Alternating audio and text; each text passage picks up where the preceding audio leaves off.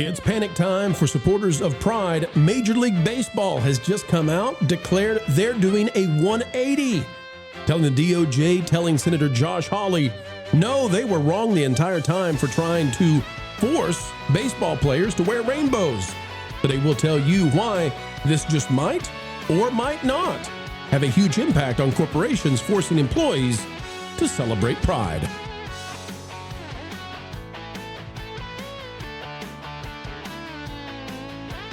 It's that time of the year, ladies and gentlemen, and we continue to cover Pride whenever it intersects with entertainment.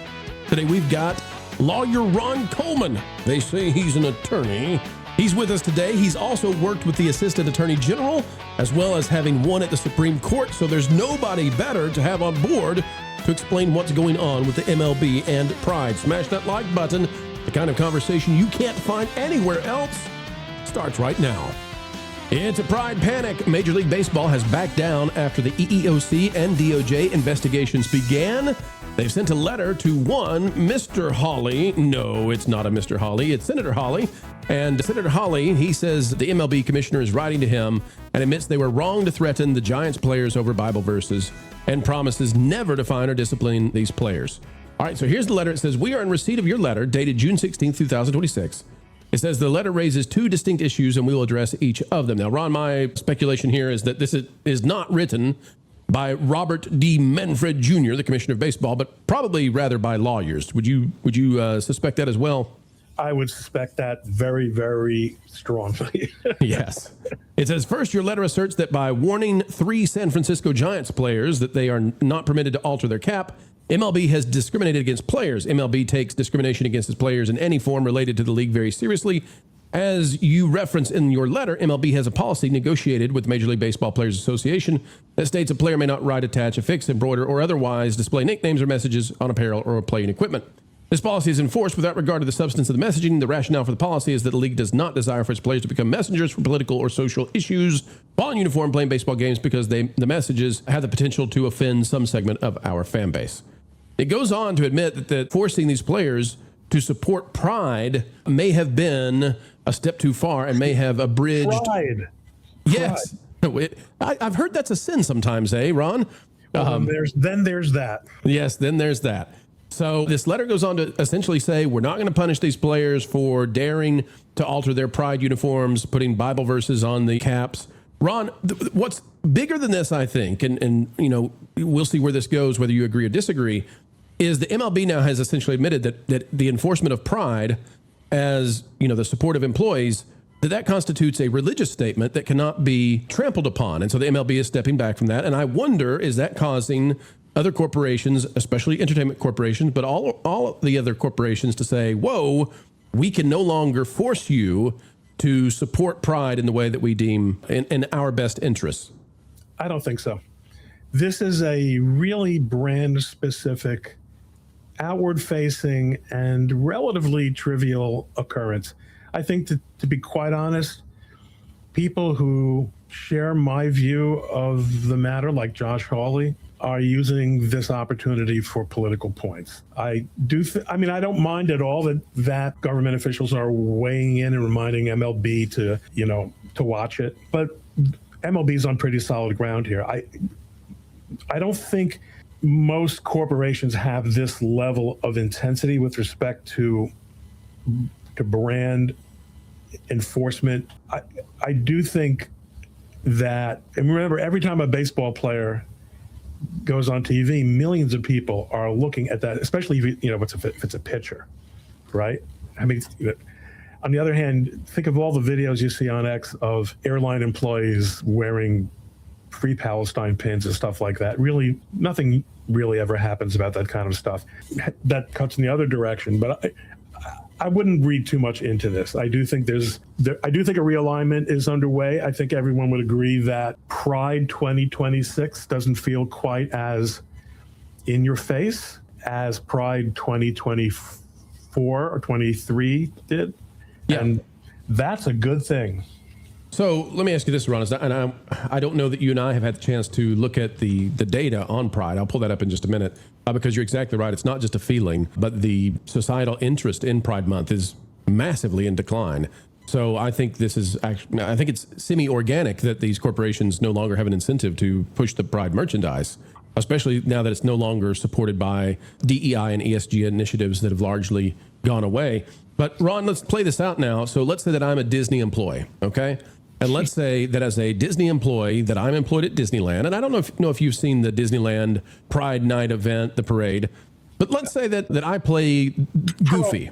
I have, as you recall, if you rack your brain, for years I've been saying that Disney has really been ground zero on corporate pride, so to speak. Sure. And that it remains institutionally very much enthralled. So your choice of Disney is, I'm sure, not accidental, but I would say the average Disney employee, the average Disney employer and the average performer, and that's a broad category, and the average MLB performer are not on the same place in that distribution graph. Yes. Of their feelings about pride. Yes, I agree. But okay. let's hear your hype. Let's go into the theory crafting. Let's say that I play a character in the parade, and let's say that Disneyland now requires me to participate in the Pride Parade, but that does not jive with my religious beliefs. I just want to play a mouse. I'm just a Christian, or I'm an Orthodox Jew who I play a mouse, man. That's my job. Leave me alone. And they say, no, you have to participate in the Pride Parade.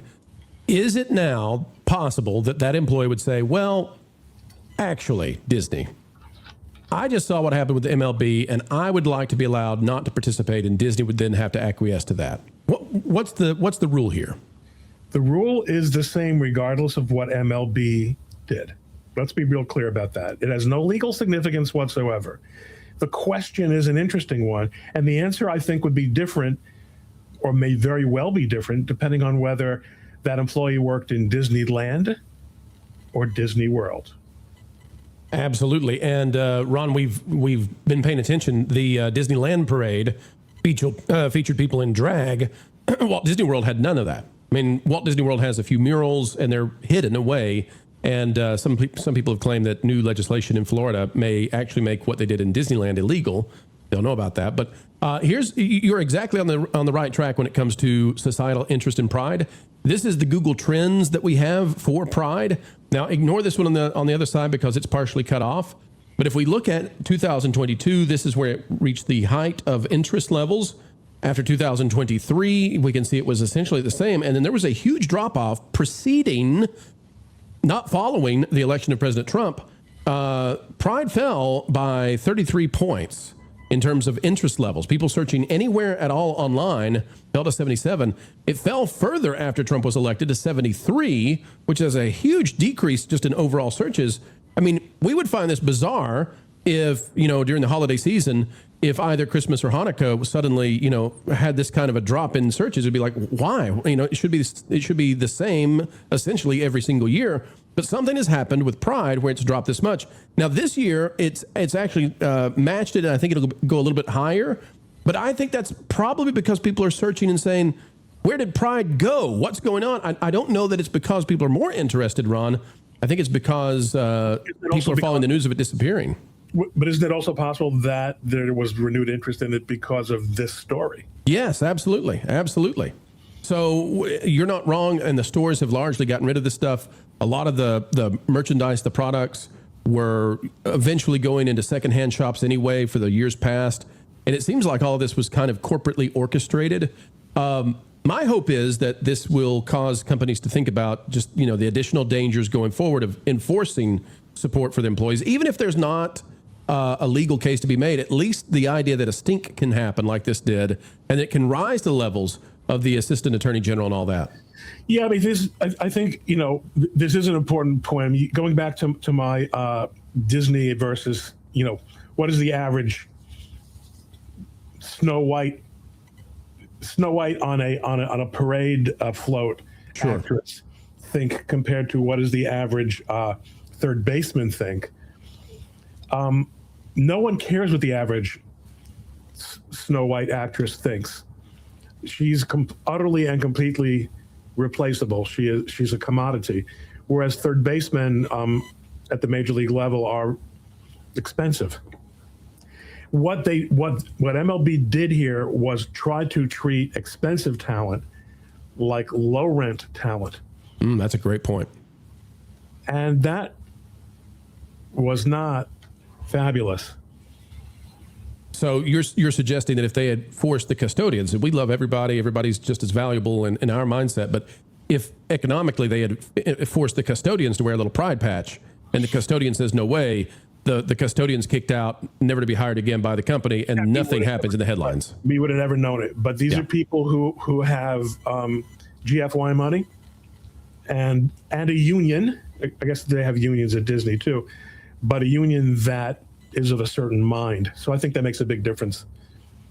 Let me ask you this, Ron, at the risk of stepping into the religious and political, but I think it's worthwhile for us to have the conversation.